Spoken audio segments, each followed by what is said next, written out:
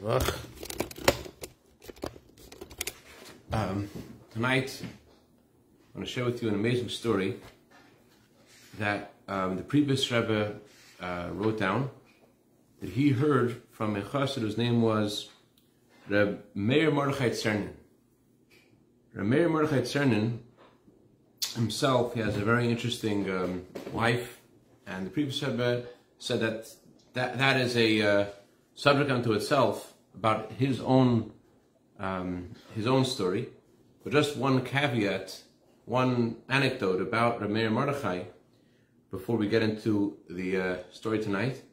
Rabbi Mordechai, when he was 16 years old, he visited the city of Borisov, and he met the famous chassid Rabbi Shmuel Doiper, who was called by Chassidim Rajdam. When he met Rabbi Shmuel Doiper, he said to him that before your father died, a few days before, he gave me this paper. And in the paper he wrote the following lines. He said, I'm going like the way of the whole world, meaning I'm going to pass away. And you, Shmuel Dov, remember the promise you gave me. The promise is that when my son Meir Mordechai grows, I want you to fulfill your debt. I want you to learn with him chassidus and educate him in the ways of chassidus like I educated you. And I taught you. And you, my son Meir Mordechai, when you start learning chassidus, I want you to come to my grave and tell me this good news. So Rabbi Mordechai, he kept that paper that he got from Shmuel Dov Ber Berisver, who indeed taught him chassidus, and he kept this paper his whole life. And he said, he showed this paper to the Rebbe Marash, who said that in these few lines that he wrote, you could see the luminous face of a teacher, of a Chassidic teacher. So this Meir Mordechai, he shared the following story with the previous Rebbe. He said that there was a chassid, his name was Michal Arn Pisarevsky. Michal Arn Pisarevsky was a businessman, wasn't doing that well, wasn't doing that bad. He never was missing any of his needs. Sometimes it was more comfortable, sometimes less comfortable.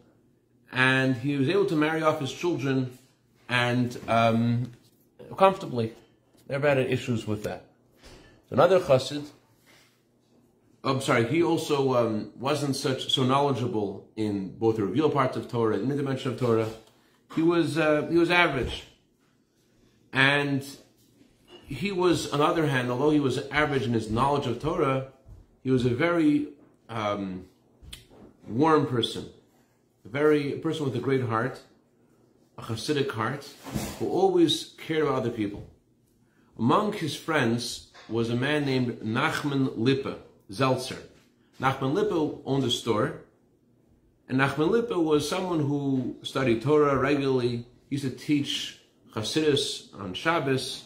He used to daven at length, and he had a big family. He needed to marry off his children, and his financial situation at the time of the story was very difficult. So that's Michal Arn Pisarevsky. Another character in the story is Rabbi Posen. Rabbi Posen had a store in Vitebsk. He was very successful financially, and he already bought a few properties. And he was already considered at this time of the story as one of the wealthier people among the Chassidim. And although he wasn't the nicest person, nevertheless he would give a lot of charity and lend people money. People said that he would give 10% of his earnings to charity. His house was open for Chassidim. His house was open for people to. He was hospitable. He had very little knowledge in both the revealed parts of Torah and in the chassidus, but he was subservient to Torah scholars. He would cherish Chassidim. He would participate in their studies, although he himself didn't really understand too much. Among the friends of Rabbi Posen was a chassid. His name was Shmuel Brin. Shmuel Brin, he was unique in his. He had a very great gift in explaining chassidus and his knowledge in the revealed parts of Torah, in the dimension of Torah, and he was also very knowledgeable in business as well. And although he was a contractor, and although he was very busy and very absorbed by his business, nevertheless, he always made time to study Torah every day. And his main thing he would learn was Gemara and Chassidus. So his financial situation would change. Sometimes he was better, sometimes worse, but he never paid attention to this.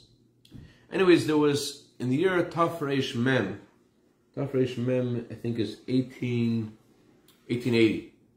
1880, there was some kind of a argument between the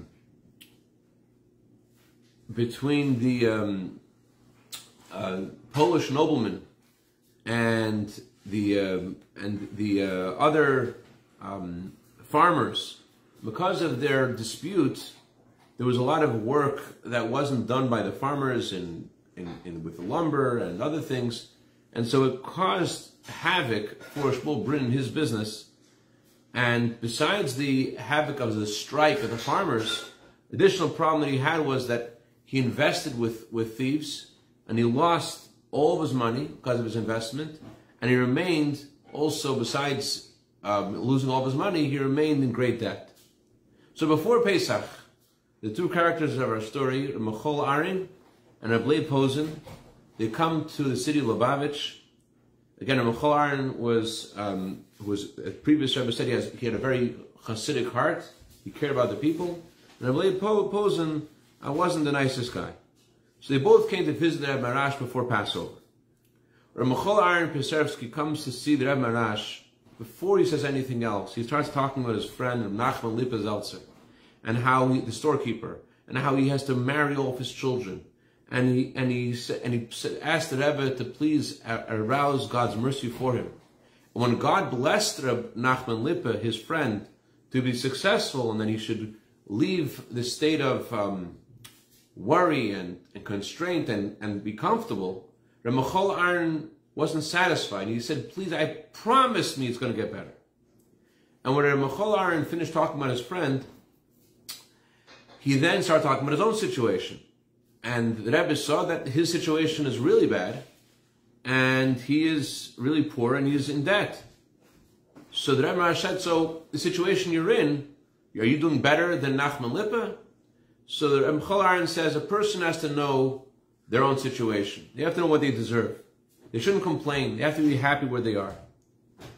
The Rebbe Marash put his holy hands on his eyes. He thought for a little bit, and he said, if you daven for someone else, then God answers you first. You daven for someone else, Hashem answers you first.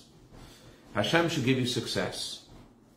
So Michal Arin Pesersky told the story to Rabbi Mordechai, who shared it with the previous Rebbe. He said that Michal Arin told the Meir Mordechai, he said, Nachman Lipa was successful. There was a man named Avram Sholem who was a flax merchant, and he offered Nachman Lipa to get involved in his flax business. And he was very successful in this flax business, and he offered Nachman Lipa a partnership in it. And after a half a year, Nachman Lipa suddenly became very wealthy. And me too, said Michal Arin.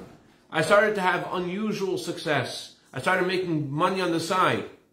I arranged a match between Yoina Chaim and Ginsburg for his daughter, and he paid me very well for it. And I didn't think I would get paid at all, and I got all this money. And then I bought these two houses next to this river, and with big fields, as Amarash instructed me. So that was his story. That was the Michal Arin Pesersky's story. But the previous Rebbe is obviously trying to paint a picture so we get a clear contrast between this chassid who cared about his friend and davened for his friend first, and compares this to the following, Rabbi Posen, who had the following encounter with Marash at the same time. He came to see the Marash, and he started talking about his own affairs, but he wasn't talking in a sense of like supplication. He was just saying the way things were. He mentions his whole scenario, his whole financial scenario, and he asked for a blessing. When he finished speaking, he sighed, and he said that his friend of Shmuel Brin is really having a hard time. And he said, for sure God is correct in how God's taking care of him, but it's such a rachmanis on him. I feel so bad for him. The Marash put his holy hands on his eyes, and holy eyes. He thought for a while and did not answer anything. So that's before Passover. And now after Passover, a fire ruined the finances of this same Rabbi Posen. He lost merchandise, and he lost his store, and he didn't have any kind of insurance or anything for it. So he traveled after a few days back to Marash. He told them Marash what happened to him, and he cried bitterly and said, I lost these two fires, a fire in his house and a fire in his store. He said, I lost 50,000 rubles. And he started to cry in the bitterness of his soul. The Rabbi Marash said, for the financial difficulties of Shmuel Brin, who lost all of his money, and he remains in debt, you found comfort. You didn't see that was so bad. You justified it. But when things affected your flax in your store, you make a whole tumult. And you can't find any respite, any solace with the two properties that you still have and all the government contracts you still have.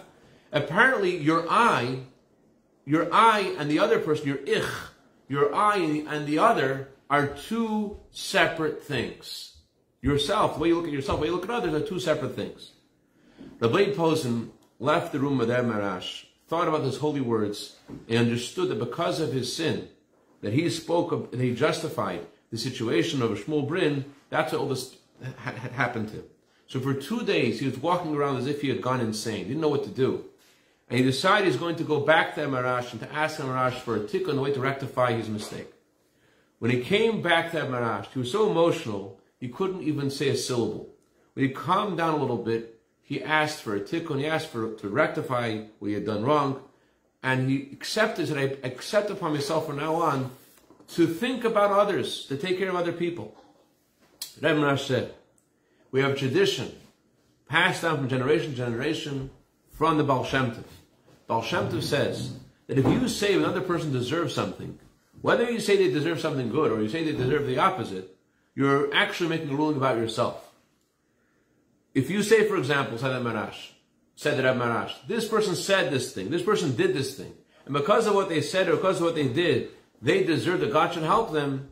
So because you say this about someone else, so you're actually saying this about yourself too. You're making a heavenly ruling about yourself, whether it's good or it's bad. And if you justify what Hashem has done to someone else, you don't feel bad for them, you don't daven for them, you're causing a decree against yourself that Hashem, so to speak, scrutinizes your deeds, scrutinizes your words. On the other hand, if you feel the pain of someone else and you pray for someone else, you are rewarded. Said that Ramash continued, and he said the Mitla Rebbe shared something from the Alter Rebbe about this. It says in the Gemara, if you daven for someone else, God answers you first. If you need the same thing the other person, if you're davening for someone else, let's say for one thing, and you need the same thing, so then God answers you first. If you're davening for the other person. If you don't need that thing to daven for the other person for, you still are rewarded also. If for whatever it is that you need at the time, and you benefit first from heaven because of your good behavior. Now that Rabbi Marash said, take 3,000 ruble and give it to Rabbi Shmuel Brin as a loan. Don't ask for any kind of benefit from this loan, and give it to him in order that he should be able to buy merchandise, to buy a lumber, to send to Riga, and in rafts. You should send a lumber downstream to Riga, and give it to him with a good eye. Give it to him with a good feeling. Thank Hashem that you're able to do this kindness for him, and now you should travel to Moscow and buy merchandise for your store, and God will pay you back for what you have lost double. So when Rabbi Posen came back home with the money, as the Rabbi Marash instructed him, Reb Shmuel Brin, he came back with the money to get to Shmuel Brin. Shmuel Brin wasn't home. And people said that he traveled for 2 weeks to try to buy lumber to send downstream in Riga, but he hasn't come back. A day passes, 2 days passes. Rabbi Posen was afraid to go to Moscow and to go in out of order of the instructions he got from the Marash, to first give the loan to Shmuel Brun and then go to Moscow to buy merchandise. So he waited for 2 or 3 days, and then it was Shabbos. Rabbi Posen comes to shul on Friday night, and he sees that Shmuel Brun is sitting, and around him people are standing, they're all huddled around him on the benches, on the floor, and his face is shining, and he has a good feeling in him, and he's talking, and everyone's listening. What happened? Reb Leib was very jealous, looking at Shmuel. He says, look at this guy, how fortunate this guy is. It's 2 months that the wheel of fortune has turned on him, and he's living a very difficult life. And despite this, he's able to forget all this, and now he looks like he's the most fortunate person in the world. So Rabbi Hershman, who was the gabbai of the shul, he claps on the bima, and he says, Shmuel Brun has now returned from the city of Lubavitch. He heard chassidus on the Rebbe Shlita, and everyone, so that clap on the bima, that bang on the lectern, drew Reb Leib Posen out of his thoughts, and he heard of Shmuel Brun say the Maimer. The dove. He started saying a whole discourse that he heard from the Marash. The synagogue is quiet, and there's a good feeling in the faces of all the listeners. And all the Chassidim went to Shmuel Brun's house that Shabbos for a Kiddush, where he repeated the Maimer a 3rd time, to the great joy of all the Chassidim to hear the discourse of the Rebbe Marash once, twice, and 3 times. That Saturday night, Rabbi Leib Posen fought with himself, because people say after Shabbos and after Yontif, you're not supposed to give out money. So you didn't know if you're supposed to give out the money now or not. So as he's having this doubt, he suddenly pictured in his mind the face of the Holy of Holies, the Rebbe Marash, looking at him with a very serious look. And with that image that he imagined, he took the money, the 3,000 ruble, and went to Shmuel Brun's house. When he came to Shmuel Brun's house, he found him learning deep halachic, intricate laws about Chosh and Mishpat, and Rabbi Shmuel Brun greets him with a smile, and Rabbi Shmuel Brun starts encouraging Rabbi Leib Posen and telling him, don't feel, he himself was his whole finances was far worse than Rabbi Leib Posen. He starts encouraging Rabbi Leib Posen. He tells him, you know, that we have a tradition that after a fire one gets rich. Rabbi Leib Posen is listening, and in his heart he is really amazed about the strength of Rabbi Shmuel Brun's heart. Look at this guy. He himself, the wheel of fortune, has turned on him 9 months ago, where Shmuel Brun was trying to buy a property, and now all of a sudden he is in the lowest state financially. He lost everything he has. He is in debt. He doesn't have a meal that's his own, and yet he's traveling to buy. He traveled to buy merchandise. He traveled to Lubavitch. He comes back with a mimer that he knows by heart. He's able to repeat it in public with a joy and with a melodious voice. He's sitting and learning Chosh and Mishpat. He in his time, he even has the power to comfort me. What an amazing person.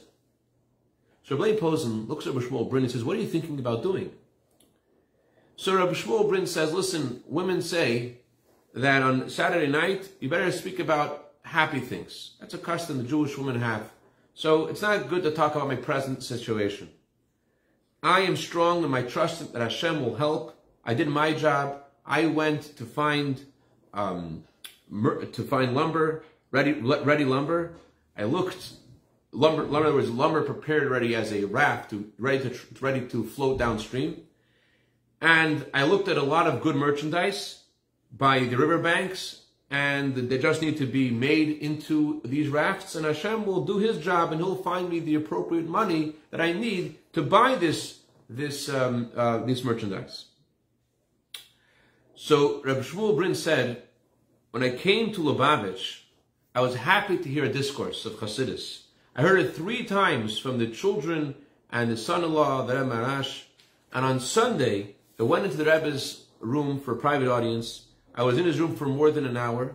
The Rebbe Marash was very upset about the argument between the Polish nobleman and the farmers, and he said this will cause anti-Semitism.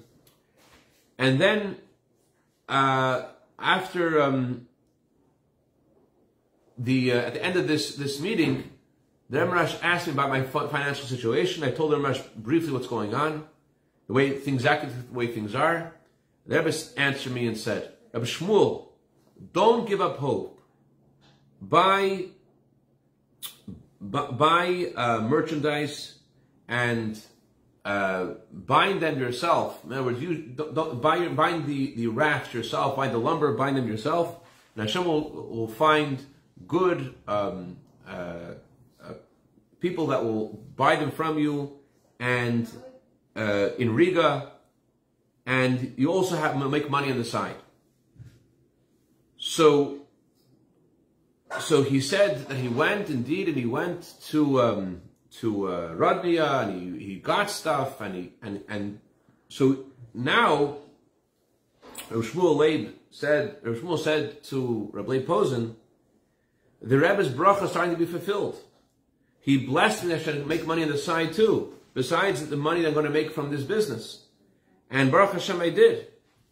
I met these two people who needed someone to advocate for them in a Jewish court, Besdin, and they both wanted me to be the third part of the Jewish court. And for 4 days and 4 nights, me and the other two members of the Jewish court, we worked hard to discover the halachic ruling in this situation, and we're talking about it and learning about it, and they paid us very well for our time. So the Rebbe's blessing started to be fulfilled. I got the 600 ruble. 600 ruble was able to pay various debts. So Rabbi Posen looks at him and says, "Well, what about the thousands of ruble you're going to need to buy all that lumber and to, especially if you're going to have to bind it yourself, it's going to cost much more. You're going to have to lay out. How are you going to do all that?" So Rabbi Shmuel Brin said, "Listen, the Rebbe blessed me that Hashem will find me good buyers. And the Rebbe knows you cannot buy with empty hands. So for sure the Rebbe's blessing includes that I'm going to find the money to be able to invest and buy the lumber." Then the Shmuel Brin continued and said, the faith that we have in Chachamim, the faith that we have in Tzaddikim, he says this flows in the veins of us Chassidim. We don't need any miracles. We don't need any signs. We see the sun in the sky. None of us checked out the sun. None of us examined the sun. We don't even know what it is. What is this strange thing in the sky that's shining? We don't know what it is exactly, and yet we all know that the sun shines and it brings benefit to all living things. Even those who are sick, their illness is lightened when the sun comes out. Said the Shmuel Brin, the Rebbe is the son of the Chassidim, their salvation and their hope. What can I tell you, Leva? We know each other for 30 years since we got married, and you know me. You know that I never felt arrogant when I was doing better. I never felt down when my finances went down. I always knew that there's a wheel of fortune that turns whether I was doing better or worse. But now, this time, I have to admit that my heart fell within me, and I almost came to a state of absolute yeyosh, absolute giving up all hope. But the Rebbe gave instructions to me. There was a guy named Yisrael Nachman HaKohen, who was a teacher, and he gave me instruction for Rebbe Marash, and had I not heard this instruction, I would have completely given up business. I would have become a rabbi in some small city instead of doing business. He said, Shmuel Brin said, I got this instruction from the Rebbe Marash. Before he shares what the instruction was and how it happened, he says about his own self, what happened as he was suffering financially. He says, for 3 days before Passover, I got the news about the business and how everything was gone. And right before Passover, I already knew that I had fallen in a trap of thieves, and I lost all that I have and all that I borrowed that I now owe. And right after Passover, with tremendous power, with tremendous might, I made great effort so that for the first 2 days of Passover, I was able to get control. But after the first days of Passover passed, and I was like insane. I went crazy. I decided until Passover is over, I'm going to take my mind off of this. And Hashem helped me that I was able to keep this decision. I didn't worry about it throughout Passover. After Passover was over, I got sick. I had a fever for 2 days. On the third day, my situation got a little bit better. And at night, Rabbi Nachman Nakoin visited from the Bravna and told me that he visited the Rabbi Marash, and the Rabbi Marash has sent a message for me. And he said, I came, you were sick, so I waited for you to get better, so I can give you the message to the Rabbi Marash. This is what happened. Rabbi Nachman said, I visited the Rabbi Marash on Chol HaMoed. And Rabbi Levik told me that the Rabbi Marash said, he gave a message for me. Rabbi Levik said to me that sometimes you visit Lubavitch, you don't stay to have a private audience. However, this time, said Rabbi Levik, the Rabbi Marash's attendant, he said, please don't go without speaking to Rabbi Marash. He has a mission for you. So Rabbi Nachman, saying all this to Rosh Shmuel Brin, so I visited Rabbi Marash.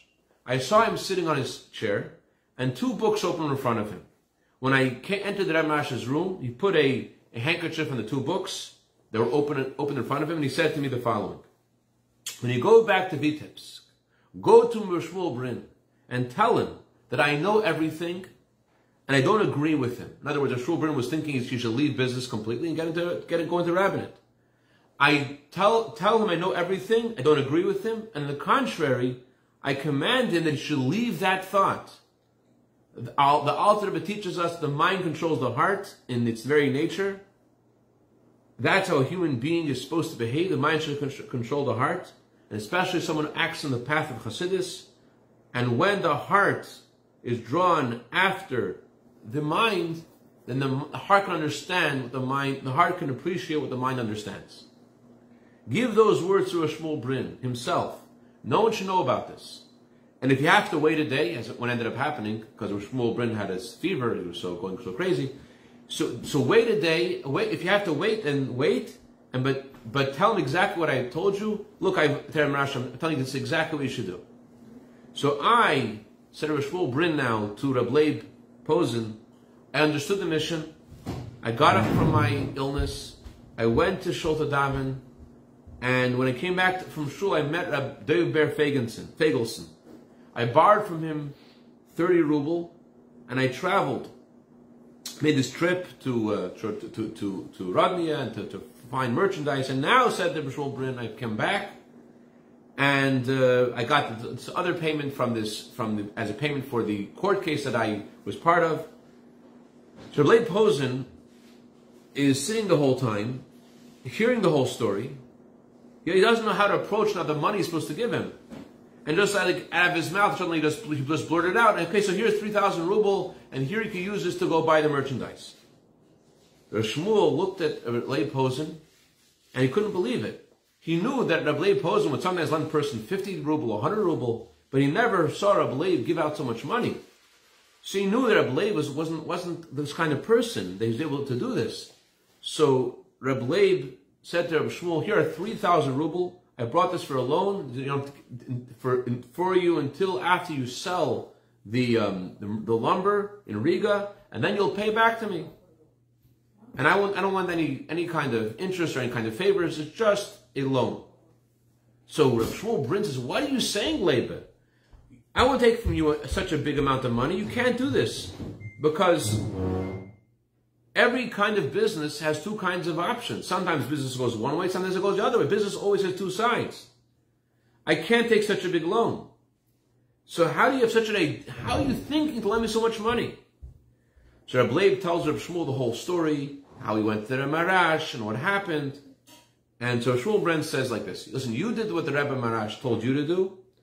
God connects a good thought to an action. You had the good thought to give it to me, and you actually gave me something, but I will not take the money from you. That very night, Reb Leib Posen went back to Lubavitch, told the Marash, complained, listen, I tried to do the mission, he doesn't want to take it.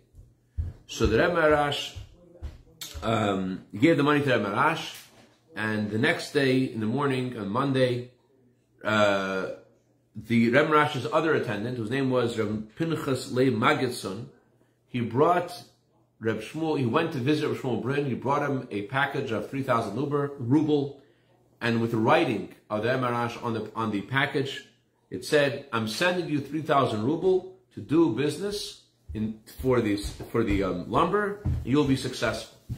Reb Leib Posen. So I'm sorry. The other attendant gave it to Reb Leib Posen to give to Reb Shmuel Brin.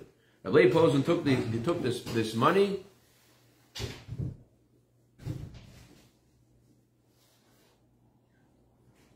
I'm sorry. Yeah, that's Reb Pinchas Leib Magason gave it to Reb Shmuel Brin. Meanwhile, Reb Posen took some money to pay his debts and to buy new merchandise. When Reb Leib Posen came back to Moscow, he told the other merchants about the fire. And before he finished speaking, they right away said to him, they right away said, "We're going to take off the money you owe us. We'll take off 50% of what you owe us. And the other 50% will give you 2 years to pay back. Don't worry about it. We'll give you new merchandise also." It was miraculous the way they responded as Reb Marash had blessed Reb Leib Posen. So Reb Leib Posen also that summer won a lottery of 15,000 ruble. And with the Reb Marash's advice, he bought flax, very cheap. And then all of a sudden the market went up, triple as much, and he was very successful. Shmuel Brin bought the rafts and the merchandise by the riverbank. He bought both ready-made and ones he had to prepare himself, as Ramash had instructed him. And he was also very successful. So the previous Rebbe concludes the story and says, today, Reb Michal Aaron Pesevsky is an elderly man, and his children and his offspring are all very wealthy. Reb Nachum Leib Bezeltzer, he also, Baruch Hashem, was left over lots of property and forests and other businesses, and he passed away with a good name. Reb Leib Posen is also very wealthy, and also his children are wealthy, and finally Reb Shmuel Brin, who he gave over his businesses to his sons and his sons-in-law, and from the properties that he has, he was very successful with his family, and honored by both Chassidim and those who weren't. And it was the point of the story, I think, is very clear. Doesn't need any explanation. That by thinking about others and caring about others and saying good about others, that they should have blessings, as Amarash says, that causes Hashem to make that same ruling about ourselves. So let's start the week with a bracha to each other, to have a good tavach, a freilich tavach. Everything should be barachava, with comfort and wealth and goodness. Should be oira v'simcha sasun yikar. And the main light and joy and gladness of honor should come immediately tonight. The coming Mashiach, go to Shalayim, Rakodesh, and Harabayis, Hara Mamish. Good vach. Amen. Good.